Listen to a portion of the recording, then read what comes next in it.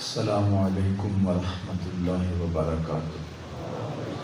الحمد لولیہ والصلاة والسلام علی نبیہ وعلی آلہ وصحبہ وبارک وسلم۔ حمد و تعریف و توصیف اللہ جل مجدہ الکریم کی ذات بابرکات کے لیے، جو خالق کائنات بھی ہے اور مالک شش جہات بھی۔ اللہ جل وعلا کی حمد و ثنا کے بعد رسول رحمت، شفیع معظم، نبی محتشم، حضور ختم المرتبت صلی اللہ علیہ وآلہ وسلم کے حضور ناز میں اپنی عقیدتوں، ارادتوں اور محبتوں کا خراج پیش کرنے کے بعد واجب الاحترام عالی مرتبت ذی وقار علماء کرام، عمائدین شہر، حضرات سامعین، حاضرین حاضرات، السلام علیکم ورحمۃ اللہ وبرکاتہ۔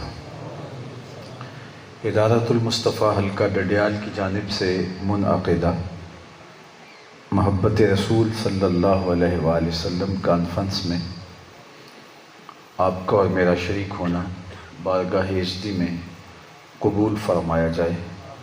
اللہ کی بارگاہ میں ہماری یہ التجا، آرزو اور تمنا ہے۔ حضور علیہ السلام کی محبت ہمارا دین ہے، ہمارا ایمان ہے، ہماری قلب کی تسکین اور سامان راحت جاں ہے۔ حضرت انس رضی اللہ تعالی عنہ سے مروی ایک روایت میں اللہ کے محبوب علیہ السلام نے ارشاد فرمایا، لا یؤمن احدکم حتی اکون احب الیہ من والدہ وولدہ والناس اجمعین، کہ تم میں سے اتنی دیر تک کوئی شخص مومن نہیں ہو سکتا جب تک اپنے ماں باپ سے، اپنی اولاد سے، بلکہ پوری کائنات سے زیادہ مجھ سے محبت نہ کرنے لگ جائے۔ اور حضرت عمر رضی اللہ تعالی عنہ سے مروی روایت کے یہ لفظ ہیں کہ اتنی دیر تک کوئی شخص مومن نہیں ہو سکتا جب تک اپنی جان سے بھی زیادہ مجھے محبوب نہ جانے۔ محمد ہے متاع عالم ایجاد سے پیارا، پدر مادر برادر جان مال اولاد سے پیارا۔ محمد کی محبت دین حق کی شرط اول ہے، اسی میں ہو اگر خامی تو سب کچھ نامکمل ہے۔ آپ کی محبت ہمارا دین ہے، جزو ایمان ہی نہیں عین ایمان ہے، اس کے بغیر تکمیل ایمان نہیں ہوتی۔ حضور کا پیار، حضور کی محبت یہ محض ہمارے ذوق کا نتیجہ نہیں، بلکہ یہ اللہ جل شانہ کا حکم ہے، شریعت کی منشا ہے، اور حضور علیہ الصلاۃ والسلام کے فرامین کی روشنی میں ہمارے اوپر واجب، لازم اور ضروری ہے۔ اللہ کے پیارے محبوب کی خدمت میں ایک شخص حاضر ہوا اور اس نے کہا، متی الساعہ یا رسول اللہ صلی اللہ علیہ وسلم، حضور قیامت کب آئے گی؟ تو طالب علم اگر استاد سے پوچھے کہ امتحان کب ہوں گے تو اس کا مطلب سیدھا یہ ہے کہ اس نے تیاری خوب کر رکھی ہے، وہ بے تابی سے امتحانات کا انتظار کر رہا ہے۔ تو وہ آ کے پوچھتا ہے، متی الساعہ یا رسول اللہ صلی اللہ علیہ وسلم، حضور قیامت کب آئے گی؟ لوگ تو تھر تھر کانپتے ہیں قیامت سے، اور وہ قیامت کا انتظار کر رہا ہے اور حضور سے پوچھنے آیا ہے۔ تو آقا کریم نے فرمایا، ما اعددت لہا، اے سوال کرنے والے تم نے تیاری کیا کر رکھی ہے؟ جس سے سینوں میں دل دہلتے ہیں، وہ قیامت جب لوگوں کے ہوش اڑ جائیں گے، تم اس قیامت کا انتظار کر رہے ہو، کوئی خاص تیاری ہے؟ ما اعددت لہا، تم نے تیاری کیا کر رکھی ہے؟ تو اس نے کہا کہ میں اللہ اور اس کے رسول سے پیار کرتا ہوں۔ تو آقا کریم نے ارشاد فرمایا، جس کے ساتھ جو پیار کرتا ہے اسی کے ساتھ اٹھایا جائے گا۔ اسی کے ساتھ ہی ہوگا۔ حضرت انس رضی اللہ تعالی عنہ فرماتے ہیں، یہ حدیث انہی سے مروی ہے، ایمان لانے کے بعد سب سے زیادہ خوشی اگر ہمیں کسی چیز کی ہوئی تو حضور کے اس فرمان کی ہوئی کہ جو جس سے پیار کرتا ہے قیامت کے دن اسی کے ساتھ ہوگا۔ تو کہا ہم اللہ کے رسول سے پیار کرتے ہیں، ابو بکر و عمر سے پیار کرتے ہیں، تو ہم پھر ان کے ساتھ ہی ہوں گے۔ حضور کی محبت، حضور علیہ السلام کا پیار صحابہ کی زندگیوں میں اگر آپ دیکھیں تو کوٹ کوٹ کے بھرا ہوا تھا۔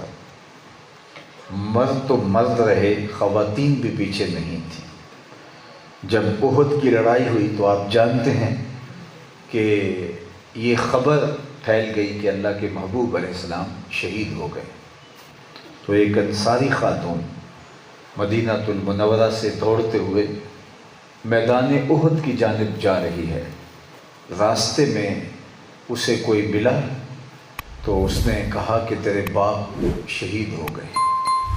اس نے کہا مجھے بتاؤ حضور کیسے ہیں؟ تو پھر آگے بڑھی تو کسی نے کہا کہ تمہارا بھائی شہید ہو گیا ہے۔ اس نے کہا شہادت اس کی قسمت ٹھہری، مجھے بتاؤ حضور کیسے ہیں؟ آگے بڑھی تو کسی نے کہا تیرا شوہر شہید ہو گیا۔ اس نے کہا کہ یہ اس کی آرزو تھی کہ مجھے شہادت ملے، مجھے یہ بتاؤ حضور کیسے ہیں؟ آگے بڑھی تو کسی نے کہا تیرا بیٹا شہید ہو گیا۔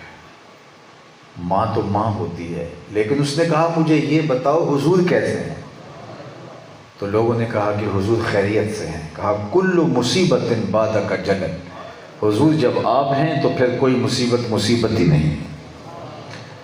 یہ کوئی آسان بات نہیں ہے کہ بیٹے کی لاش بھی پڑی ہو، بھائی کی لاش بھی پڑی ہو، شوہر کی لاش بھی پڑی ہو اور باپ کی لاش بھی پڑی ہو، اور ایک خاتون سینے میں جو گداز نرمی اور ان رشتوں کے ساتھ تعلق خاطر رکھتی ہے، آپ سب اس کو سمجھ سکتے ہیں۔ لیکن حضور کی محبت اتنی فراواں، اتنی غالب ہے کہ یہ تکلیفیں ہی محسوس نہیں ہوتی کہ حضور سلامت ہے تو کوئی مصیبت ہی نہیں۔ اللہ اکبر۔ حضور کا وصال باقمان ہوتا ہے تو حضرت عبداللہ بن زید کو خبر پہنچتی ہے، وہ اپنے باغ میں پانی دے رہے تھے کہ حضور کا وصال ہو گیا، تو انہوں نے ایسے ہاتھ پھیلا لیے اور کہا اللہم اذہب بصری حتی لا ارا بعد حبیبی محمد احدا، اے اللہ میری آنکھوں کی بینائی اچک لے، آنکھوں کے دیے اس لیے روشن تھے کہ تیرے محبوب کو دیکھتا تھا، اب حضور رخصت ہو گئے ہیں تو میں نے ان چراغوں کو کیا کرنا ہے۔ تو ان کی بینائی سلب ہو گئی، تو کوئی ان کے پاس گیا اظہار افسوس کے لیے کہ پتہ چلا کہ تمہاری بینائی چلی گئی، تو انہوں نے کہا کہ یہ تمہیں افسوس ہوا ہوگا، مجھے تو نہیں، میں نے تو اللہ سے مانگ کے لیا ہے، میں حضور کے بعد کسی کو دیکھنا ہی نہیں چاہتا۔